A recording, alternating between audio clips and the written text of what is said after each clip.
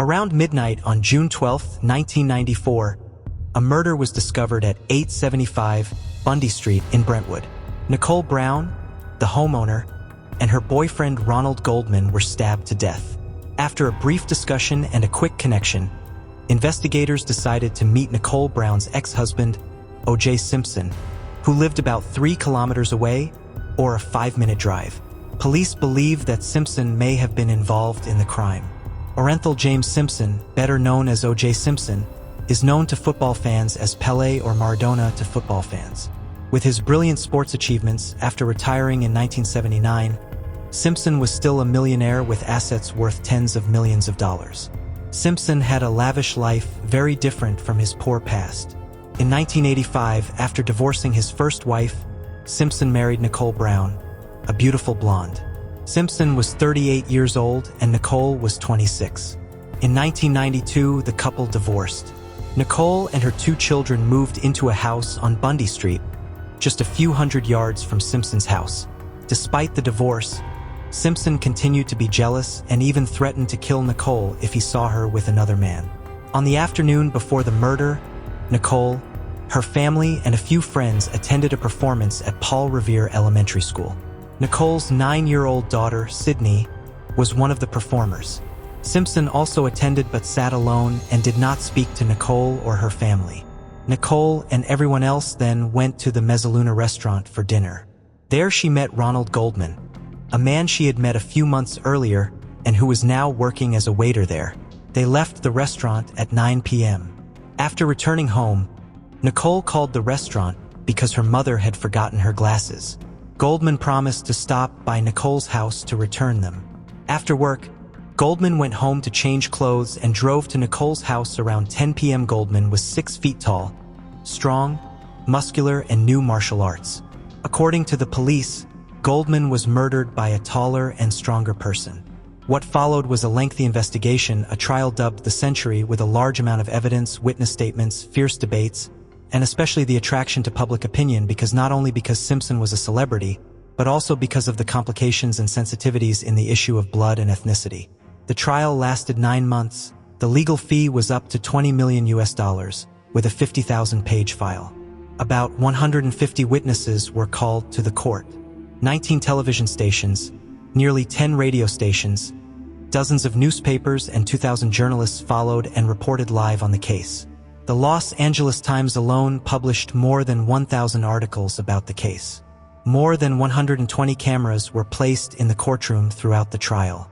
More than 80 books were published by people who attended the trial in all positions, from prosecutors, investigators, police, jurors, defense attorneys, including the main suspect in the case, OJ Simpson.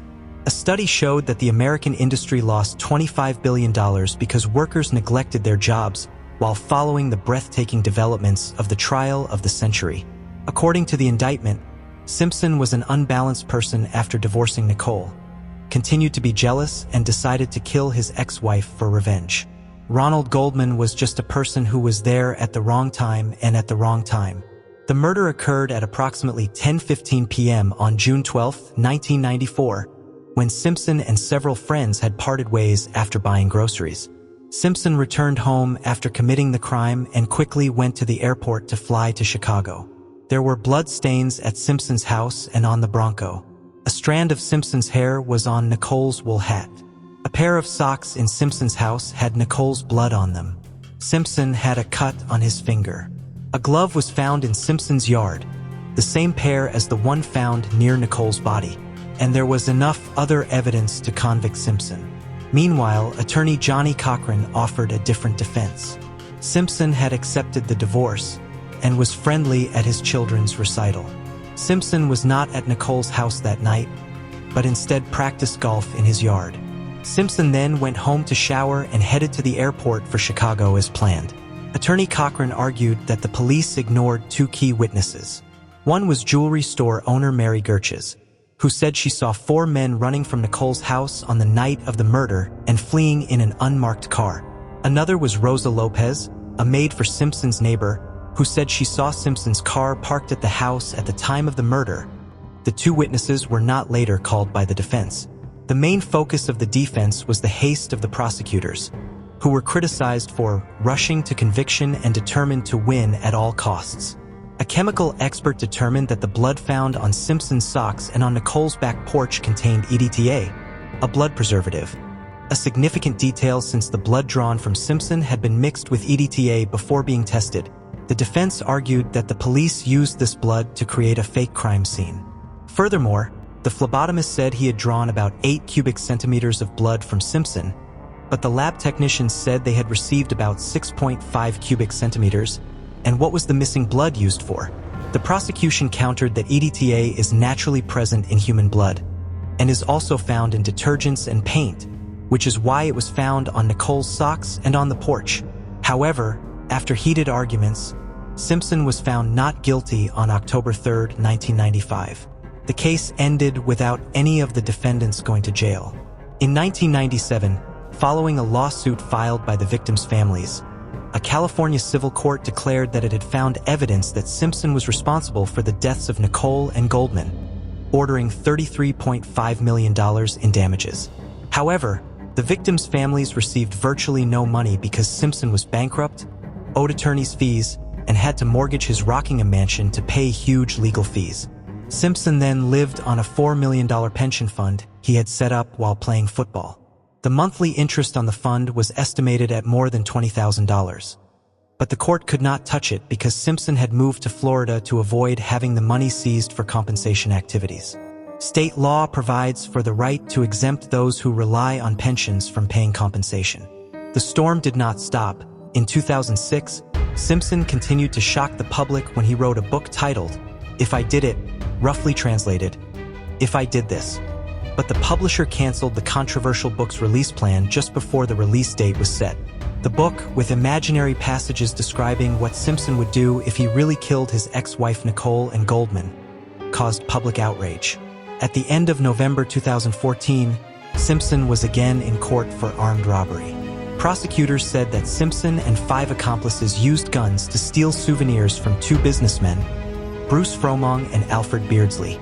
The 3 defendants, Walter Alexander, Charles Cashmore, and Michael McClinton, pleaded guilty. Alexander and McClinton testified in court that OJ Simpson told them to bring guns to the Palace Station Hotel to threaten Fromong and Beardsley. Meanwhile, the defense attorneys said their client went to the hotel to retrieve stolen property and did not carry a gun. However, the issue that people are concerned about here is that the items Simpson wanted to steal were related to the 1994 murder. So the public at that time questioned the connection and the details that may have not been revealed about the night of the incident. With many blemishes in the past, Simpson, then 60 years old, was denied bail and prosecuted on 12 charges ranging from kidnapping, assault, robbery to using a deadly weapon. In December 2008, the former basketball star was sentenced to 33 years in prison.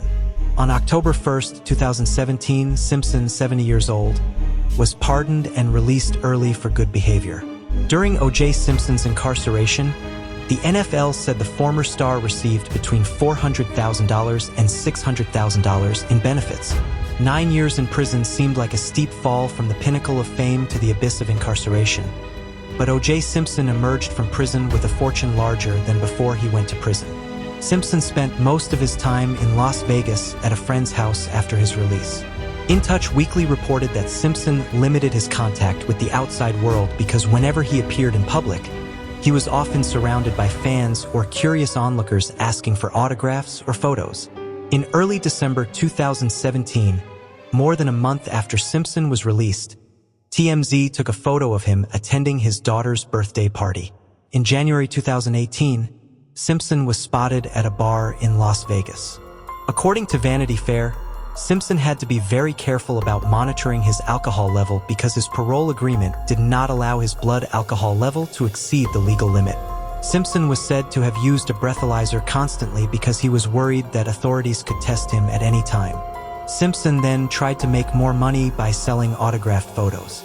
Director Sacha Baron Cohen is said to have offered Simpson thousands of dollars to appear in a new movie. Many have also mentioned the possibility of Simpson participating in reality TV shows, but the former football star seems to be avoiding too much public exposure to enjoy his life. The family of Ronald Goldman, one of the 2 people murdered in 1994, has asked for a portion of the money. By law, Goldman's family is entitled to the majority of Simpson's income but not to access his pension or NFL benefits. Before OJ Simpson was released in late 2017, and Orenthal Simpson, the former NFL star's eldest daughter, broke down in tears as she spoke to authorities about her father. Orenthal and her younger brother, Jason Simpson, appeared alongside their father during his 1995 trial in the deaths of his stepmother Nicole Brown Simpson and Ronald Goldman. Jason, now 47, is said to be a chef in Atlanta. Orenthal and Jason's mother was Simpson's first wife. The couple married in 1967 and divorced in 1979. Simpson and Whitley also had a third child, Aaron, in 1977. Aaron died of drowning when he was nearly 2 years old. Of Simpson's 2 children with his second wife, Nicole Brown, Sydney, now 32, graduated from Boston University in 2010 with a degree in sociology.